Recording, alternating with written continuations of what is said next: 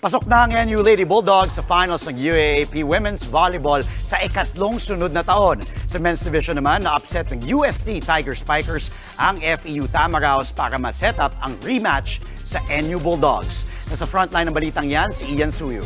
Baldo! Pumasok ang FEU Lady Tamaraos na hawak ang momentum laban sa NU Bulldogs matapos nilang burahin ang twice-to-beat advantage noong nakaraang araw.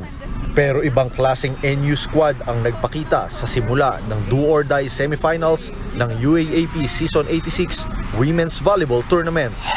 Belen, nobody home! First set pa lang, tumalon kaagad sa malaking kalamangan ang Lady Bulldogs. Back to FEU. Din again. And we're all tied up.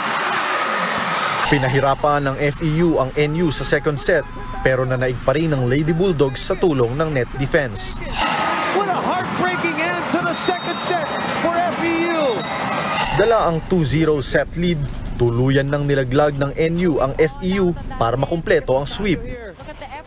Final score, 25-13, 27-25 at 25-15. Ito ang ikatlong sunod na finals appearance ng NU. May tsansa silang makuha ang kanilang ikalawang titulo sa loob ng 3 taon. No entry, says Aaron Pangilinan. Kumamada ng 21 points si Bella Belen para pangunahan ng Lady Bulldogs sa likod ng 16 attacks at 5 aces.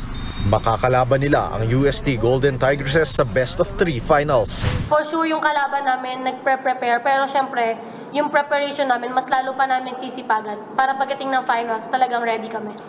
Samantala, NU at UST rin ang magtatapat sa men's division ng volleyball tournament. Nilaglag ng uste ang top seed na FEU Tamaraos sa kanilang do-or-die match-up 25-18, 21-25, 26-24 at 26-24. Sila ang unang 4th seeded team na nakapasok sa volleyball finals. Kasado na kaagad sa Sabado ang Game 1 ng finals. Sa men's, maghaharap ang NU at UST ng alas 2 ng hapon. Sa women's division naman, alas 4 ng hapon ang tapatan ng Tigresses at Lady Bulldogs. Kapwa gaganapin sa Smart Araneta Coliseum ang mga laro. Nagbabalita mula sa frontline, Ian Suyo, News 5. Mga kapatid, Jess De Los Santos po, huwag magpahuli sa mga umaaksyong balita at napapanahong issue sa bansa. Para sa mas malawak na balitaan, mag-subscribe at mag-follow sa social media pages ng News 5.